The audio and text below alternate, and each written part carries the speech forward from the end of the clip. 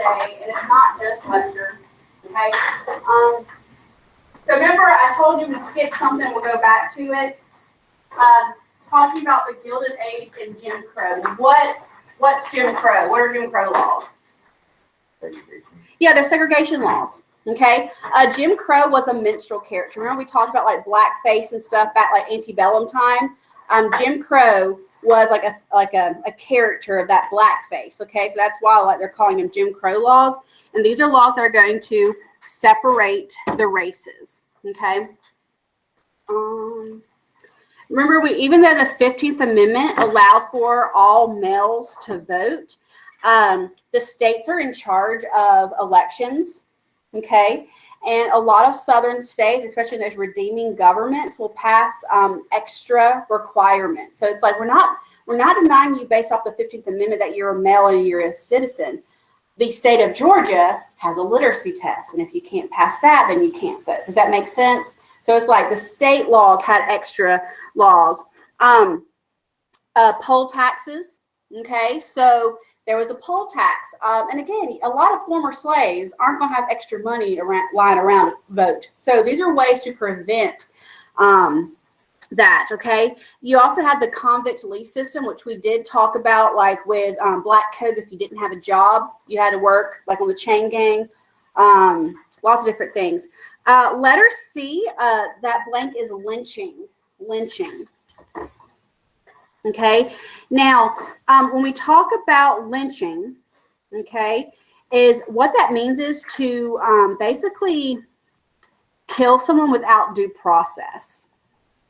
Okay, so like if someone's accused of something and then they're found guilty, and let's say they're sentenced to the electric chair, okay, they had due process. Does that make sense? Like they had the right to an attorney, all that kind of stuff. Lynching means like matters were taken into people's own hands and they were killed without having a chance to prove their innocence. Does that make sense? Lynching was very common in the South.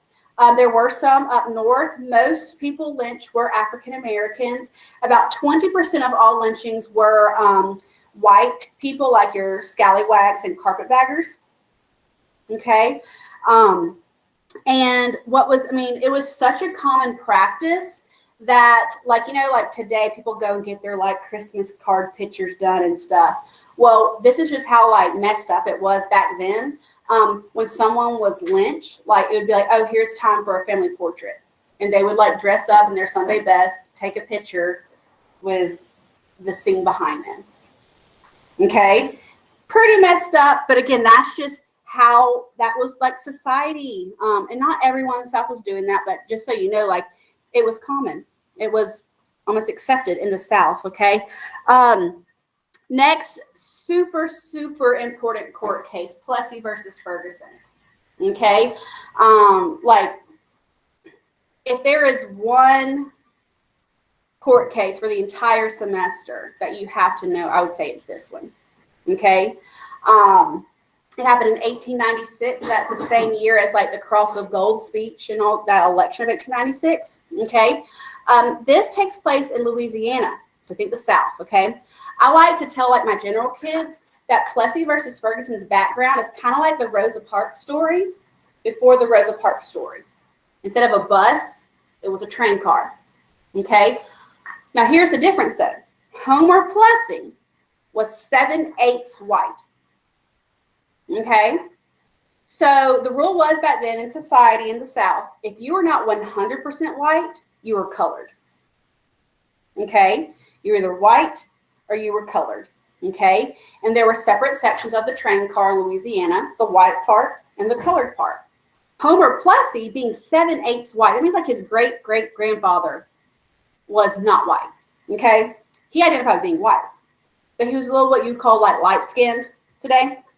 He went and sat in the white section, refused to move, will be arrested, okay, and he will challenge it, and it will go all the way to the Supreme Court, okay? The Supreme Court at the time said you can segregate as long as the facilities are equal, and that's where we get that phrase separate but equal, okay? So this is one of those things. The Supreme Court in 1896, who has final jurisdiction, said Jim Crow laws are perfectly fine. And that will kind of be like that until 1954, until Brown versus Board, which I'm pretty sure you're familiar with if you took civics. Okay, separate but equal doctrine. And again, we know technically while the facilities were separate, were they really equal? No. Okay. And so it's going to take a couple of decades for the NAACP to push back, almost 60 years for them to be successful first with just public school. Okay, in 1954. And there will be a group, the NAACP will form in 1908. And the NAACP is still around today, and they want equality among the races. But a big reason that they form is to overturn Plessy versus Ferguson. Okay.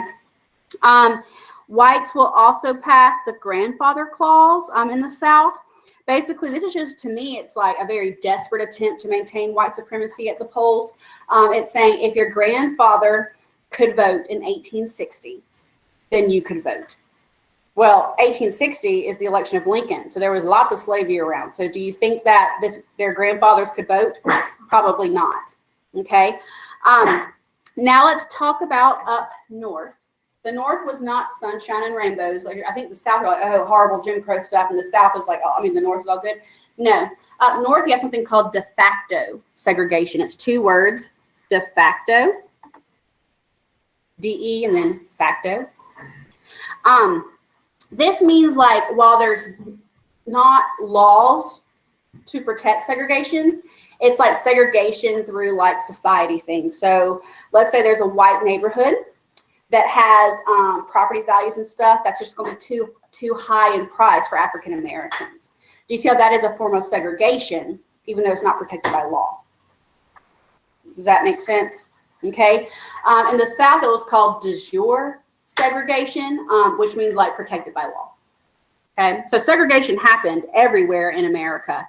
Just one was backed by law in the South, and the other was just like, rich areas, African Americans usually can't afford that. So you're still maintaining segregation, just not backed by law. Okay. Any questions there? Okay. So quick thing, do y'all have this sheet? No? Okay. No worries. It's kind of like an extra thing I did in the past, but it's not the end of the world if you don't have it. Okay. So the last part, and what is kind of interesting here, okay, for chapter 20, it's like foreign policy stuff, okay? Technically, this is the beginning of period 7. So like we're going through, okay, this is the last part, okay? So basically we're talking about views. Clearly there's some people who are like, ooh, America, let's spread our influence across the world, like Manifest Destiny Part 2. And there's some people who are going to be like, maybe we shouldn't be imperialist, okay? So just a little recap. In 1796 in his farewell address, which was not a speech, it was a newspaper article, he said, avoid permanent foreign alliances, okay? He basically said we should have free trade, so maybe like hardly any tariffs, okay? But again, we should not really be involved, okay? Then in 1823, you'll have the Monroe Doctrine, which we know that Secretary of State John Quincy Adams actually wrote. And this basically said, Europe, don't colonize anywhere in the Western Hemisphere, okay? And we'll use this a lot, even to this day, okay? You have the Matthew Perry expedition, where he will send a fleet to Japan, and basically it's like, you will trade with us. So do you see how things are kind of changing? With Washington, we're saying don't get involved, okay? With Monroe Doctrine, we're saying back off, we don't want to get involved, okay? This is an example because of trade economics. We like send a flotilla, ships to say, you will trade with us, okay? Then in 1867, remember Secretary of State William Seward, he's Lincoln's Secretary of State as well as Johnson's Secretary of State. We will purchase Alaska from Russia for $7.2 million. Remember, at first people were like, this is ridiculous. It's just an ice box, basically. But in the end, it was good. Why? Oil, gold, and silver, the Alaskan Klondike. Okay, now y'all don't think I'm just like really lame, but I know that we had a good bit of stuff to cover today. And I created this mnemonic device just to make it easy. Okay, reasons for that American expansion. And I was like, I typed in some words and I found this little thing on Google where you like type in letters and it will tell you which words. Ferns, there we go. This will make it easy. Remember how BFAT made it a lot easier for a Hamilton's plan? Okay, ferns. These are all reasons for us like going outside of our borders. Okay, first thing is the frontier is closed. There is no more area to go. And who told us the frontier was closed? The guy in the book. The Turner thesis. Okay? Frederick Jackson Turner. So he's saying, look, the frontier is closed. So, like, kind of saying, you know, if we want to expand, we like our physical land, like we got to go somewhere else outside of our boundaries. Okay? Next, we have economics. Think about this. With imperialism, if we go and expand and take over, it's kind of like mercantilism, but now we call it imperialism. If we expand and take over areas around the world, let's say like we know that in, do y'all remember the Scramble for Africa from, last year? Same kind of thing. We want to compete, okay? If we can have some colonies through imperialism or territories, we can get their natural resources. And we also can have markets, just like in mercantilism. We want your raw materials, and then we can make you buy our stuff. Okay? That's what I mean by economics. Think new markets, meaning new consumers, but also raw materials. Now, racial theories. Okay? There are people who believe at this time that the white race, we tend to associate it with American, okay? The white race was superior. And in order to spread our superior civilization, like modern medicine and technology, we need to take over these savage civilizations. Okay. Next, you'll have Navy. At this time, if think about it, during the Gilded Age, we had a lot of industry, okay? But we don't really have the respect outside of America. We want more respect around the world. One thing we need to do is up our game with the Navy, okay? There is a guy, Alfred T. Mahan, okay? He wrote a scholarly thing called The Significant, it's like, of sea power upon U.S. history, okay? Where he talks about we need to spend money on better ships, like battleships, but we also need more naval bases. So if there's ever a reason, we have these battleships stationed around naval bases around the world, and that makes it for a stronger Navy, thus stronger military, thus more respect in the world. Does that make sense? That's why we get Pearl Harbor. We needed a naval base. People listen to Mahan. Okay. Next, you will have social Darwinism. This, to me, is kind of like the pre-context to be that Scramble for Africa. The idea of that competition in the world where the stronger countries will survive, the weaker countries will not. Okay. And while there's this competition of people carving up Africa, carving up Asia, okay, these Europeans are, we feel like if we want to be on their level, we got to carve places out too. And some people like Teddy Roosevelt said, I will welcome a war, because he believed if we want more respect in the world, you got to risk it and fight for it. If you lose, okay, but if we win, we get more dominance in the world. Does that make sense? Okay.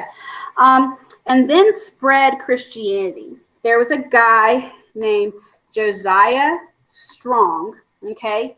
He wrote a publication called Our Country, Okay. And basically just talked about how it's kind of with like that racial theory, but instead of like race, it's like Christianity is superior. And we need to Christianize these heathens. It's kind of like praying towns back in colonial times where like Christianity is superior and we need to, they'll justify imperializing places saying, look, we're showing them the way to God. Does that make sense? Okay. That is a very quick version of that, and I'm trying to find my. Okay, so make sure you know that when we talk about that's that Navy stuff, Alfred Mahan, Mahan,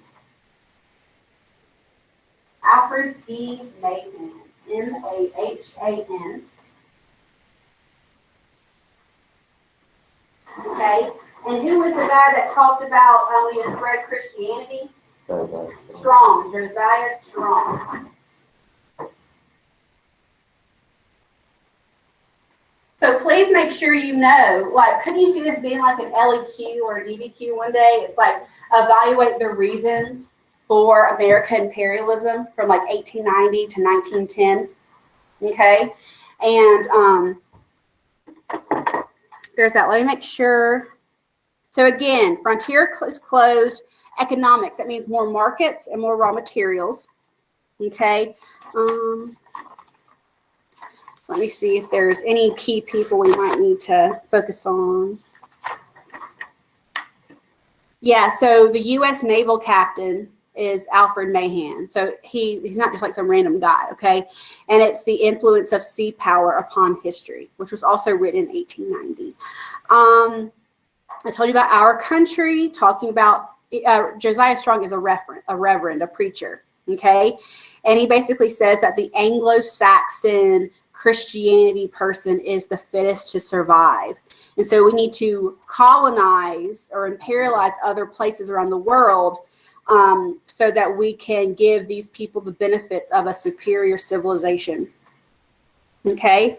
I'm trying to think if there's anything else.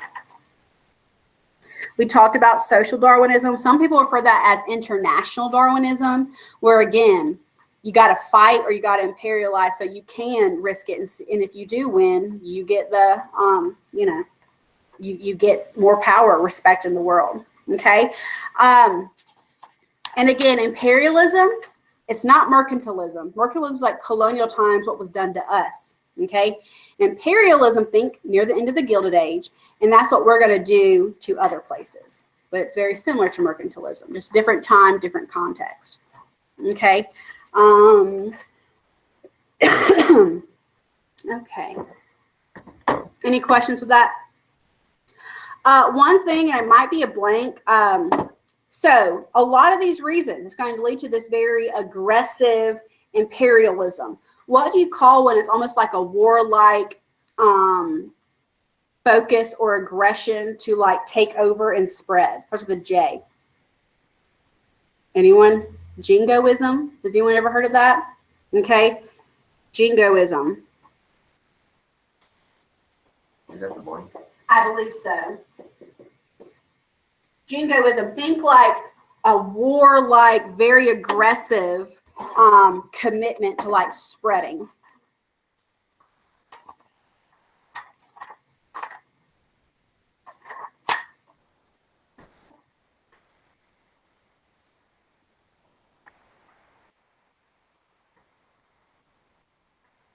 Okay. And like for y'all's notes, y'all are at the McKinley presidency thing, right? Okay. Just note there's the Gold Standard Act. That is also called the Currency Act. That's what, like he said, oh, we're going to do gold. Remember, he wins and he's like, we're going to do gold standard, not silver. Okay. Foreign policy, expansionism, jingoism. Okay. So for instance, we will listen to Mahan because in the Pacific Islands, we will develop naval bases like Midway, Pearl Harbor. We need to have a place where our better battleships can stay. So in case we need to dispatch them, they can get to where they need to be. Okay. Any questions there? So I gave you a big overview. And you can just see here, imperialists, and then these are people like Teddy Roosevelt, Mahan, Josiah Strong. These people are like saying, you know what, we're kind of doing what was done to us in colonial times, and that's not really protecting democracy. They're saying that we're hypocrites. They're against imperialism. They believe in self-determination, letting those people living in their area rule themselves, not us, okay? So a lot of Republicans will be imperialists. Teddy Roosevelt, James Blaine, he will be Secretary of State during the Gilded Age. William Randolph Hearst, who's that? Yellow journalist, okay? We talked about reasons, okay? We talked about Mahan, okay? Social Darwinism, okay? Another thing is, did y'all learn about the white man's burden? Who wrote that? Remember? Kipling. Rudyard Kipling, the guy who wrote the Jungle Book, okay? This is one of those things like this. It was basically saying the burden of a white man is to reach out to those inferior places with the inferior races and help them out. Okay. And then there's this insular cases. You don't have to worry too much about that. Like, don't worry about that. Okay, so now we're going to talk about Hawaii. How did we get Hawaii? Okay. Long story short, it's all about money, economics. Okay, it was an independent and sovereign kingdom. Okay, but things will change. Okay, in 1887, there's something called the Bayonet Constitution, where Sanford Dole. Okay, Sanford Dole, last name. What's his last name? Dole. So what commodity? Pineapples, Dole bananas, but mainly pineapples in Hawaii. There's also sugar. Okay, so think economics. He will go, like with the help of bayonets, and pressure this king of Hawaii to sign a new constitution that weakens the monarchy. He set himself up for maybe a coup that he could eventually take over. Okay, now I'm about to rock your world with this name. Ready? You do have to know her name. You do not have to spell it correctly. Okay, Queen Liliuokalani. That's her right there. Okay, so remember, this is some background information. What's going to happen, though, is that while she's in charge, she's going to try to undo this Bayonet Constitution. She's going to try to be like, having to rule, no, like, I see this, like, business basically trying to water us down and make us American, and she's trying to undo that, okay? Well, here's something that, right before we get to the overthrow of Hawaii, what is that tariff? That was a 48% tariff. McKinley tariff, okay? Economic is the reason, okay? That McKinley tariff was 48%. That is a lot of money, okay? People like Sanford Dole and his pineapples, they're mad because thanks to the McKinley tariff, America is no longer importing Dole pineapples because they'd have to pay a 48% tariff. I really do believe the McKinley tariff is what was like the icing on the cake to convince Dole and other like plantation people to be like, okay, we got to be part of America now. So then they could avoid the tariff. You see that? It's all about economics. So what they do is Sanford Dole, okay, works with people, and they basically overthrow Hawaii. They lead a coup and overthrow Hawaii, which will force Queen Liliuokalani to step down. Okay? And almost instantly, when Hawaii is overthrown, Sanford Dole is named the first president, and they asked to be annexed to America, mainly because of the McKinley tariff. Okay? Now, what's going to happen is Grover Cleveland is the president during this time, 1893. Okay? And he feels like this was done kind of sketchily. You know what I'm saying? Like, it was all about money and stuff, and he doesn't really want to support annexation of Hawaii on his time because it might look like greedy, you know what I'm saying? So he kind of tables it.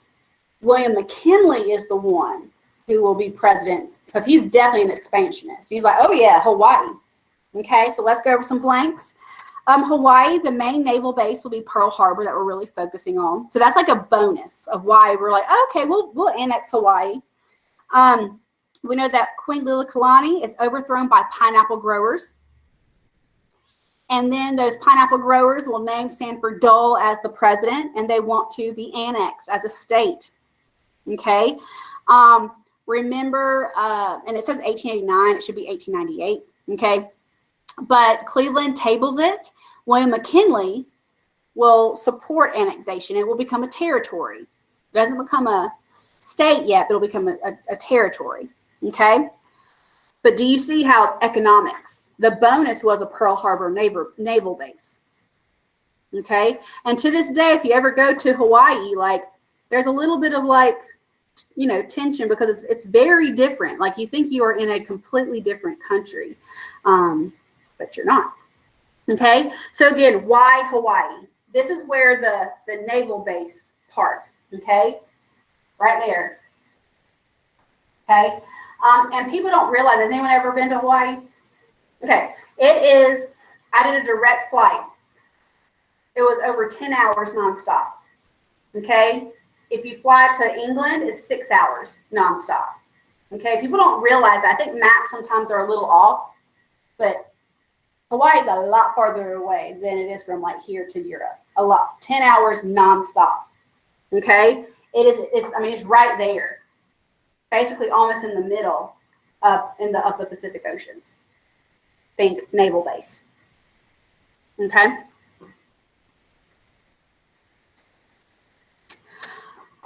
Okay, so I'm going to show you this. It is very, very interesting. It's one of those Mr. Betts things, but it kind of reviews Alaska. It reviews Hawaii, and then there's something called bird poop islands. That was actually a thing. Okay, so I'm gonna show this to y'all really quick.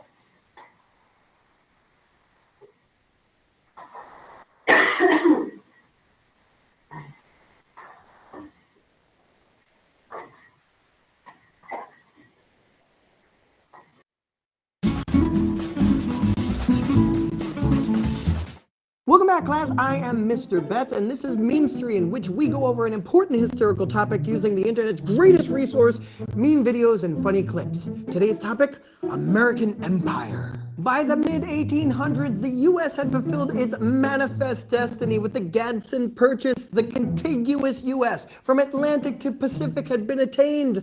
But why stop there?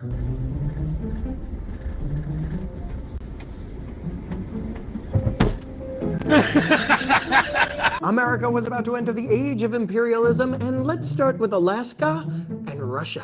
You can actually see Russia from land here in Alaska. Well, yeah, actually you used to be able to see Russia from Alaska because Russia owned it. They had since the 1730s. Russian Alaska was about twice the size of Texas, 1/5 the size of the U.S., with at most 500 colonists, mostly missionaries and sea otter hunters. But with a depleted sea otter population and the threat of Britain, who owned neighboring Canada, just taking Alaska, Tsar Alexander II started shopping the land around. They actually offered it to us at the beginning of the 1860s, but then the Civil War broke out and, you know, we were a little busy. A little after the war was over in 1867, Secretary of State William Seward was given the offer for Alaska at $7.2 million. That's only 2 cents per acre. Seward was all for it, but I don't know, should we? Yesterday, you said tomorrow. So just do it! Make your dreams come true! So we did purchase it, but the purchase did divide America. Some saw it as a great opportunity, others not so much. The land previously known as Siberia gained new nicknames such as Seward's Folly or the Polar Bear Garden. Polar bears be like. And at first, they were right. It was really hard to get any business going in the frozen tundra. That was until 1896 with the Klondike Gold Rush. Soon, thousands were flocking to the territory to get rich or freeze trying. And even knowing those original mines are now tapped out, it's a very good thing that we bought Alaska and eventually made it our 49th state a century later. What with all the fur and fish and lumber and gas and oil, and plus they have these really cute deer. Nice, Ron. I sneezed. Oh, I'm not allowed to sneeze. Now, let's talk about Hawaii. From the land up north to the middle of the Pacific, by the mid-1800s, the archipelago that is Hawaii was one of the few nations not to be submerged by the wave of European imperialism. Here we are hanging out at the beach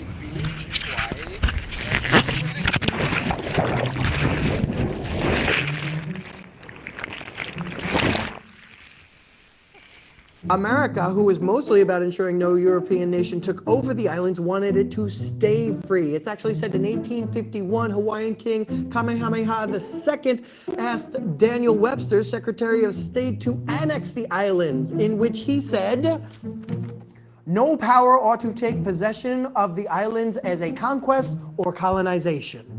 I guess irony can be pretty ironic sometimes.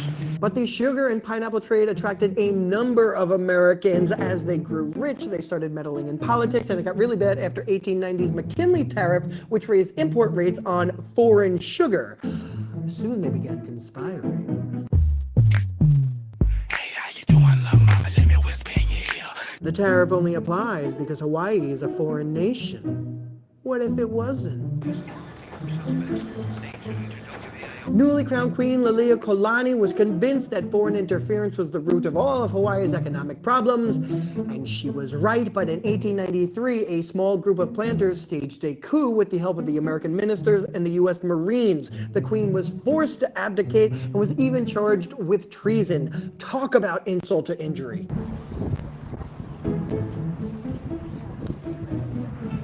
You're in the bike lane. A new pro-American government was formed, led by self-appointed President Sanford Dole, cousin of James Dole of the Dole Food Company. Yes, the pineapple and banana guys totally stole Hawaii. Stop leaving your banana in my face. I don't even want it. Whoop! Just kidding. I got it. Bloop! To his credit, President Grover Cleveland was against all of this. He withdrew the annexation treaty and recommended that the Queen be reinstated, but this all fell by the wayside after the Spanish-American War, and it was seen that Hawaii's geography made it the perfect spot to keep tabs on newly acquired territory like Philippines and Guam. So the opposition fell silent. Hey!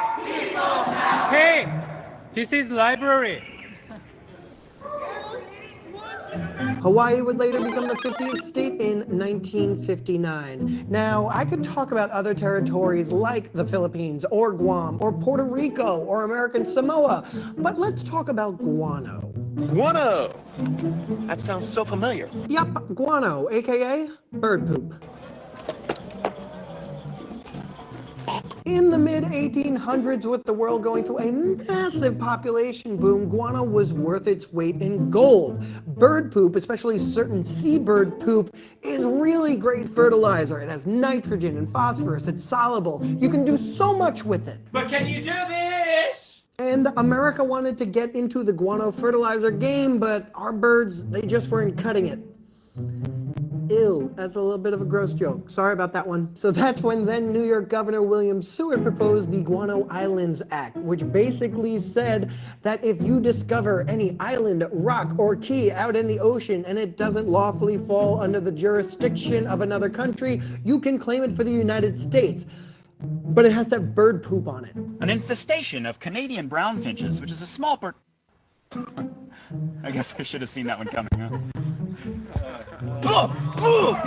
And there's about 10 of these bird poop islands that America still owns, the most famous of which being Midway Atoll. But don't expect them to become states anytime soon. They're considered insular areas, which means that they're lands held by the United States government without the possibility of ever becoming states. So you get nothing. You lose. Good day, sir. Regardless, who knows, maybe one day you'll be floating around in the ocean, you'll see a volcanic burp of an island, there'll be some bird duty on it, and you'll go down in history. Yeah, there's a slim chance, but stranger things have happened.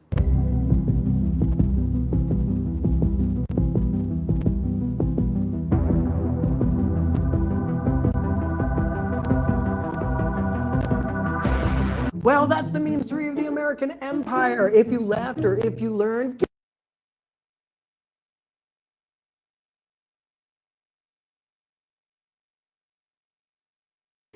Okay. All right. So I think, hold on.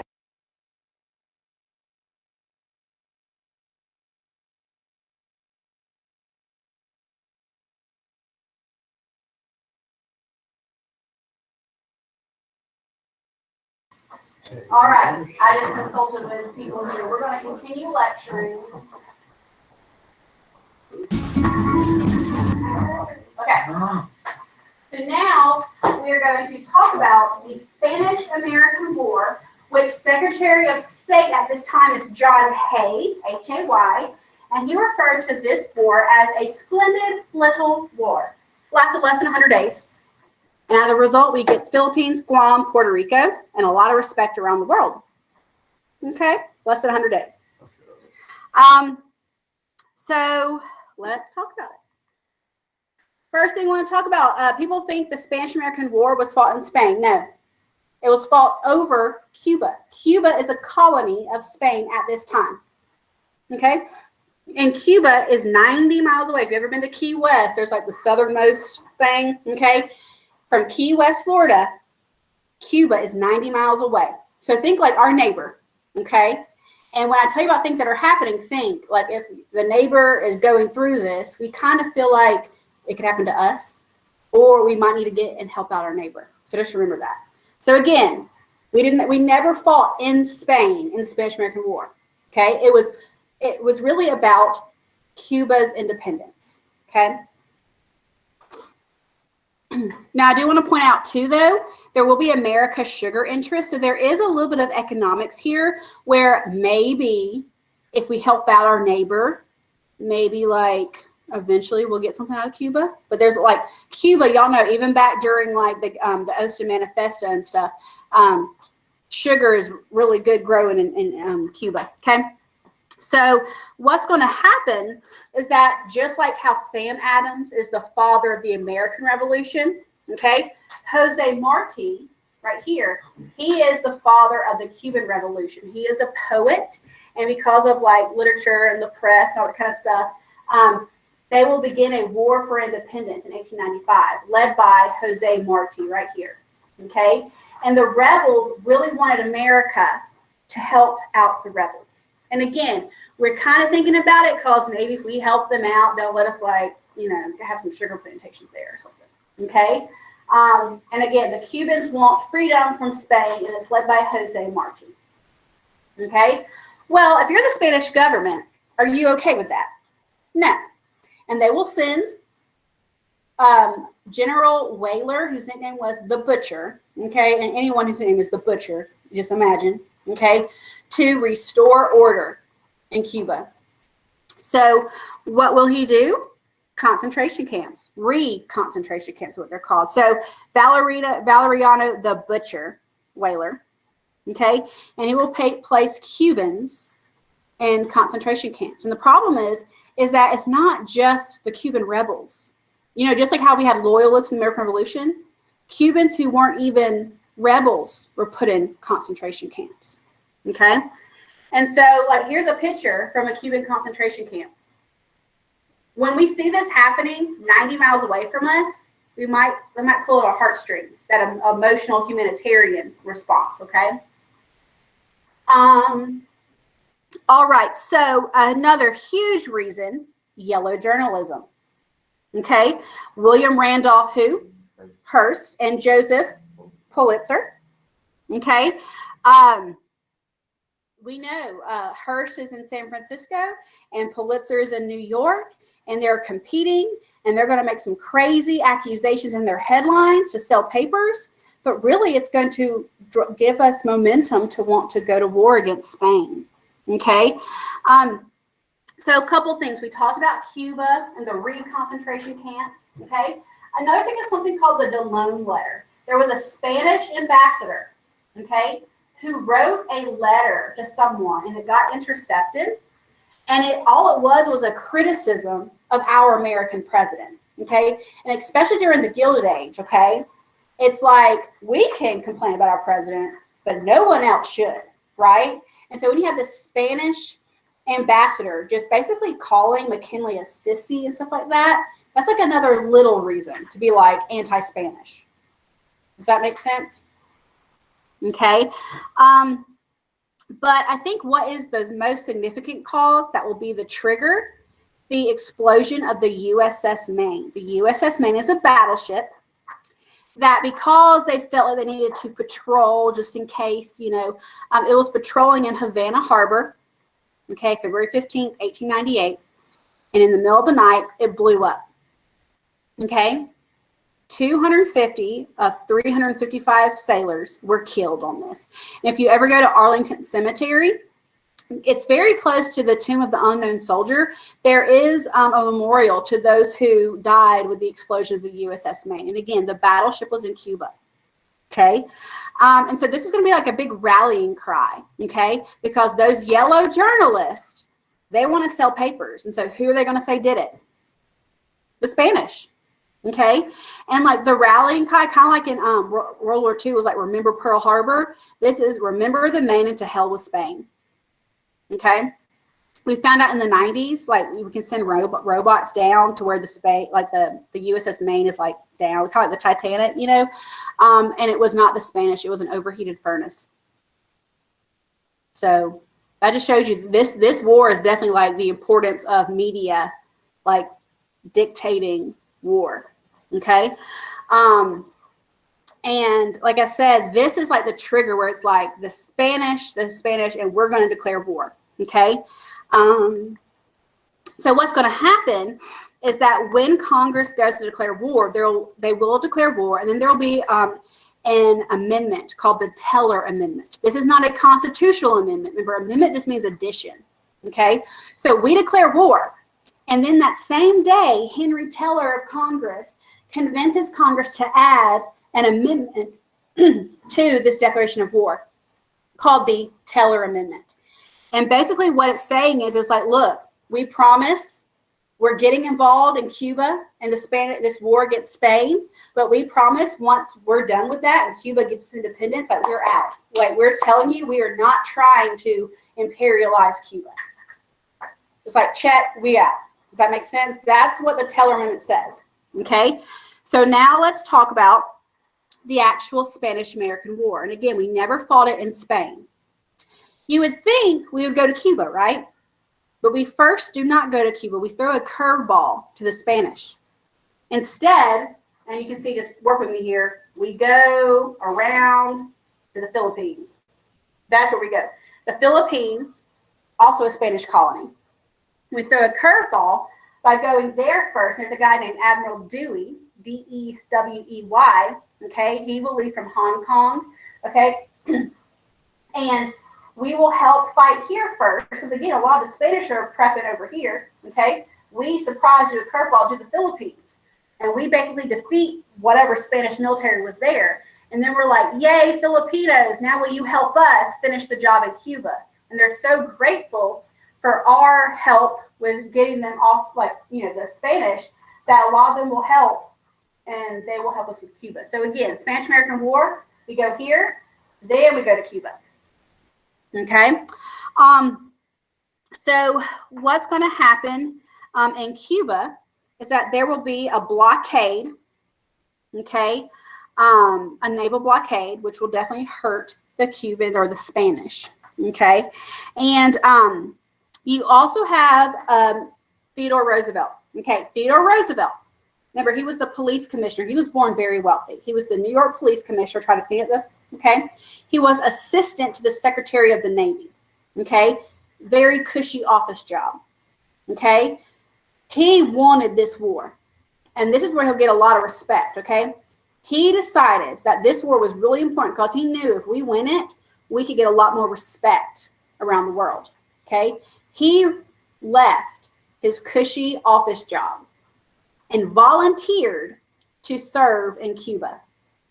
And he was the leader of a volunteer cavalry horseback unit called the Rough Riders. Okay? And from this coverage, he'll become a national hero. Again, because he had this cushy job and left it to volunteer in the American military. Okay. Now there was this thing like he captured San Juan Hill, which took weeks to do, but it was one of those things where technically there were Buffalo Soldiers, which are your African American, like former Union soldiers. They were called Buffalo Soldiers. They kind of captured it first, but when Teddy Roosevelt and the Rough Riders captured it, they made sure the press was there, so he kind of gets the credit. But just like how Andrew Jackson was a war hero after the War of 1812, Teddy Roosevelt is really popular now, so much so that his popularity from being the Rough Rider person puts him in for the VP spot for McKinley when McKinley runs for his second term. Does that make sense? Okay. So then basically it's pretty successful. Like I said, this whole war lasted less than 100 days. Okay. Now, then there will be something added called the Platt Amendment. Okay. The Platt Amendment, which basically says, oh, we're going to do a little change. Just note, we want a naval base in Guantanamo Bay, which is Cuba, and we can intervene if we need to in the future. So do you see how like the Teller Amendment at first said, hey, we're getting involved, but we promise we do not want to take over any part of Cuba. We will be out. But then as we're becoming even more and more successful in this war, we add the Platt Amendment, which says we want this naval base, Guantanamo Bay, and we can always intervene in the future. Do you see how like we flip-flopped? Okay. And what will be the treaty that ends this war? Treaty of Paris, 1898. Okay. Now, Cuba gets its independence. Yay, Cuba. Okay. But we are the winners. And what do we get? Puerto Rico, Guam, and the Philippines. In less than 100 days, look at what we got. Okay. Now, Philippines, they feel betrayed. Remember? They thought we were helping them get their independence. And then they find out, once this Treaty of Paris had been ratified, they didn't get their independence. They got a new master, America. Okay? And so there's going to be this war in the Philippines, because, the American military is going to be there. It's called the Filipino-American War that happened almost, a little bit after this Treaty of Paris. And you'll have a guy named Emilio Aguinaldo who kind of leads that. He's the Filipino, and he's trying to lead this. They do a lot of guerrilla warfare tactics because, again, they're used to the Philippine land and the American military is not. Okay? But in the end, they will lose. Okay? And the Philippines will be a territory for decades and decades and decades. It won't be until like the 1940s where they actually do get their independence. Okay? So here's the problem, though, is that there will be a huge debate about the Philippines, the Filipino debate, okay, in Congress. And it almost doesn't pass, okay, because you'll have a group called the Anti-Imperialists, also known as the Anti-Imperialist League. And they basically call out saying, look, they deserve self-rule. We should not, we led them on. They should have their independence and be able to rule themselves. Well, William McKinley will say they're savages. We are better, and they deserve us to take them over so we can Christianize them. We can educate them. We can make them better. Do you see that like superiority thing? The kind of like racist and Christianity kind of thing. So the Filipinos at this time are not ready for self-governance. They don't know better. Okay. It will narrowly be part of the Treaty of Paris will narrowly be ratified because of the Filipino part. That was a huge debate, but it will get ratified. And like I said, the Filipinos will not have their independence until after World War II. Okay. And you can see here there'll be a debate about the Treaty of Paris. Okay. And here this opponent, so someone who probably was an anti-imperialist, said, look, we do not need to create this vulgar empire. Okay. Talking about we don't need to, do all this stuff, okay? And like this one is like, look, God has given us, the United States, the duty of extending Christian civilization, ministering to them, okay? And again, Treaty of Paris. When you see this cartoon, it's about the Treaty of Paris. This is William McKinley serving Uncle Sam. It's like, what do you want? And it's like, here are the options. You can have Cuba, meaning like Guantanamo Bay. You can have Puerto Rico. There's lots of different things, okay?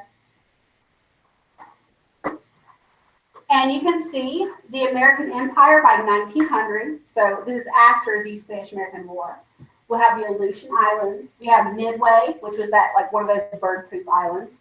The Hawaiian Islands, like all of this, Guam, Philippines, all this, okay? This is your Manifest Destiny Part 2. Okay, we already talked about that. But like you can see this is a very like a racist depiction of like how Uncle Sam is like helping out this. Okay, this cartoon, this image right here is really good. This, when I think of this, I think of like jingoism. Do you see how it's it looks kind of aggressive, and it says 1898. So the historical context would be Spanish-American War. Okay, and they're trying to spread our wings of democracy over these areas. Okay,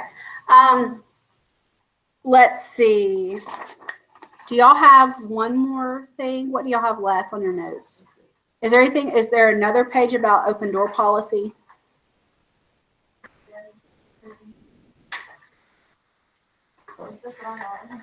Oh Lord.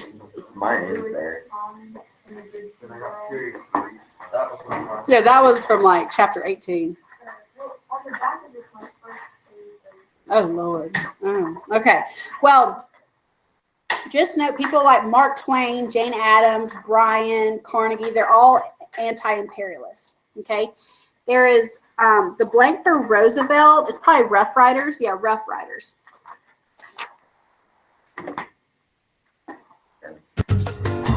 Hold on. I'll show you this. This is a thing for Spanish-American War. Anything to report? Nope, all's calm. Wait, there. Is that an explosive mine? Oh, that's a banana rat. Ugh, that thing's the size of a Doberman. Yeah, disgusting, isn't it? Well, everything's fine then, yup. Yup. Yep. Yup. Oh, did I mention I retire in 2 days? Oh, really? That's...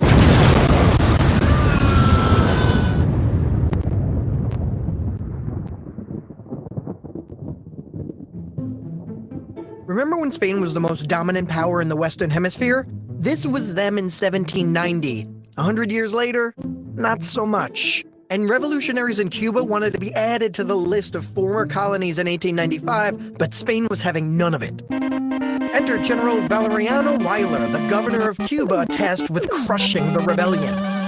He's perhaps best known for his reconcentration camps, but like any M. Night Shyamalan film, his came with a twist. I see dead people. He didn't detain rebels or undesirables. His camps detained the Cuban people. 1.5 million Cubans, 1/3 of the population, were at gunpoint forced to abandon their homes for these camps that, surprise, had inadequate food, inadequate supplies, inadequate housing, medical treatment, basically everything. And 400,000 Cubans died, earning Weyler the nickname The Butcher. Who gave him this name?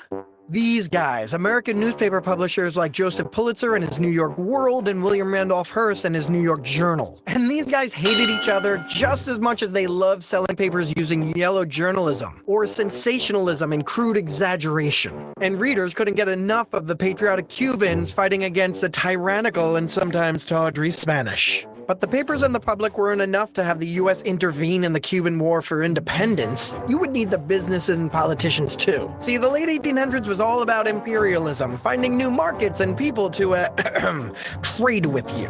The U.S. had dabbled in this, sending Commodore Matthew Perry to go open Japan and helping Sanford Dole to rearrange the power structure in Hawaii. But why go all the way over there when there's a perfectly good Civil War-ravaged island in your own backyard? Many in Congress felt that if the U.S. was going to be a big boy country, it was going to have to start poking its nose in international affairs. So when the USS Maine was sent to protect the American interests in Cuba, namely sugar plantations, and mysteriously blew up on February 15th, 1898,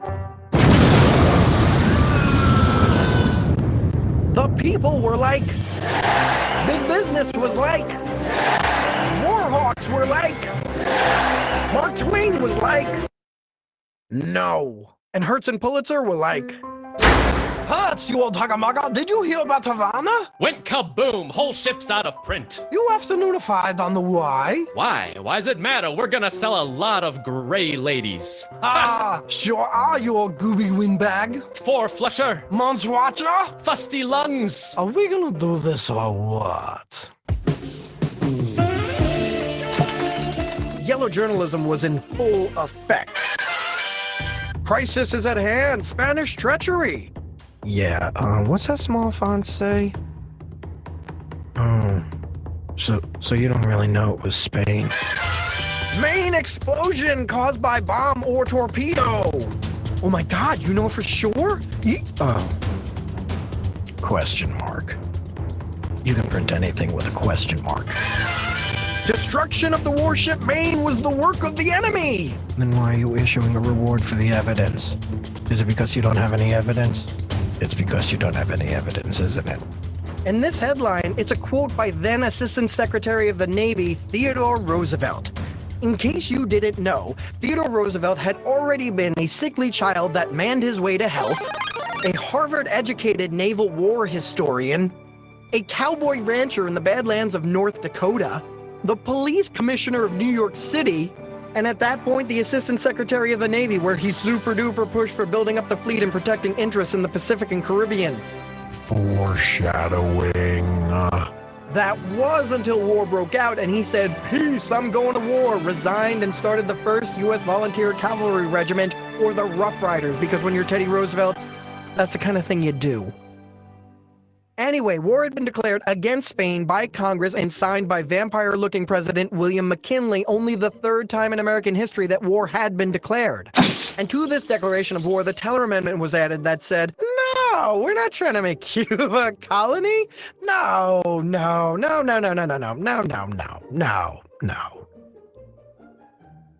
Well, maybe. So the fighting began on the other side of the planet. The modern U.S. warships, thanks Teddy, pulverized the outdated Spanish fleet at Manila Bay in the Philippines and gave America control of Spain's Pacific outpost. Back in the Western Hemisphere, over 18,000 troops and volunteers were deployed to Cuba under the leadership of General William Shafter, an elderly 300-pound-plus Civil War veteran that mainly sweated like a pig the whole war. The fighting was brief, but fierce, with the most famous at San Juan Hill, where Teddy Roosevelt and his band of Rough Riders fought tooth and nail, inch for inch, to finally take the hill and find it was already taken. Buffalo soldiers! Oh, hey, Teddy. What are you guys doing here? You serious? We've been here for a while now. Uh-huh. Well, this is awkward. Yeah. Some of your reporters have been waiting up here with us. Hope that's okay. Yeah, sure. Hey, would you mind taking a photo of me and my men? Little keepsake. No problem.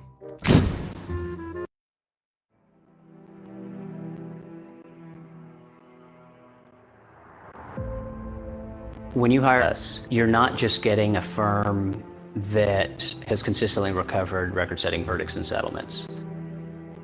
You are getting a law firm that truly cares about you and your family, and you are getting a champion. Back in medieval times, trials were decided by battles. Each party, the plaintiff and the defendant, got to pick what was called a champion to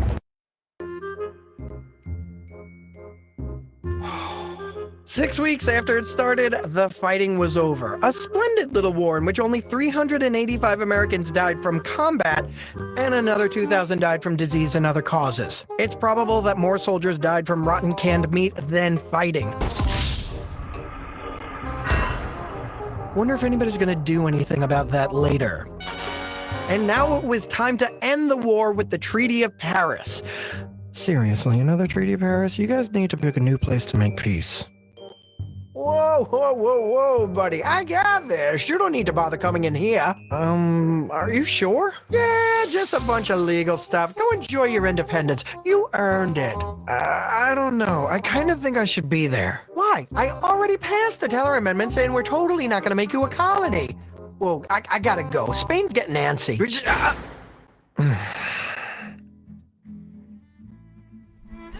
Hey, what do you call this? Hamon?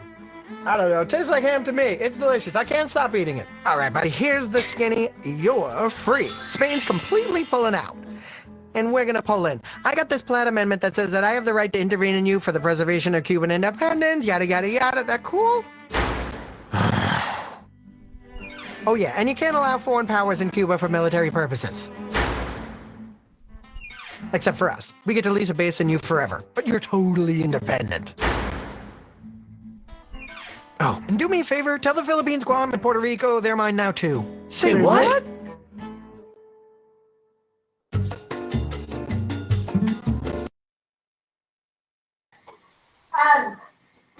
Last thing, just because I think there's one question on your test tomorrow, and it's really easy. Around this time, we are talking about the Philippines. Again, the white man's burden that Rudyard Kipling wrote actually was about the Philippines, how America needs to annex the Philippines because they need to civilize the savage race. Okay. The last thing is the open door policy in China. Okay. Just like the scramble for Africa, there's kind of like a scramble of China. Okay.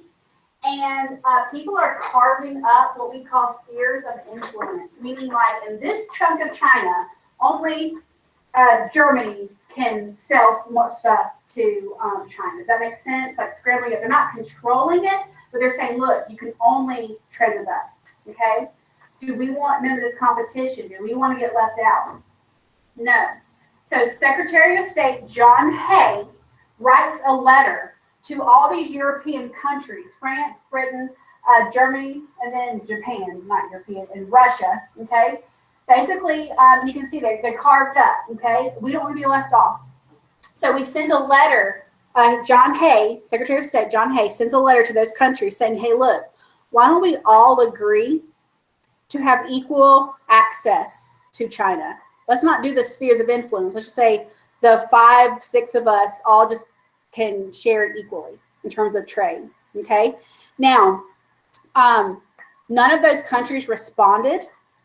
So what did John Hay do? He interpreted the lack of response as an okay, and then announced the open door policy, which means that the countries, there's no more spheres of influence, and including America, we all have equal access to trade with China, okay? That's all that means, the open door policy. It's about trade. Now, in response, though, if you're like a traditionalist Chinese person, aren't you kind of weary of this like Western civilization? Like it first starts with trade, and then it's going to be conquering. You get what I'm saying? So if you're like a traditionalist Chinese, you are not going to like this. This is like the beginning of the end, according to you, your traditionalist Chinese. So what's going to happen is that there's something called the Boxer Rebellion. Okay, it's a group of traditionalist Chinese who do not want any foreign influence, okay? And it's like their name is called the Society of Harmonious Fists, but you just have to know it as the Boxers, okay? And from 1899 to 1901, anything that represents a foreign influence, they like take out, they burn, they destroy, and eventually we will send the military to put down the rebellion. So just note, the spheres of influence leads to the open door policy, which leads to the Boxer Rebellion that will be put down. Fair enough? Okay. That is it for the day. We have covered everything for the semester. Okay. I do have a quizzes that is optional. That's just on the foreign policy part. I'll post it now if you want to do it. Can we do it later tonight? Of course. And you don't even have to do it. Yep. That is it. Good job.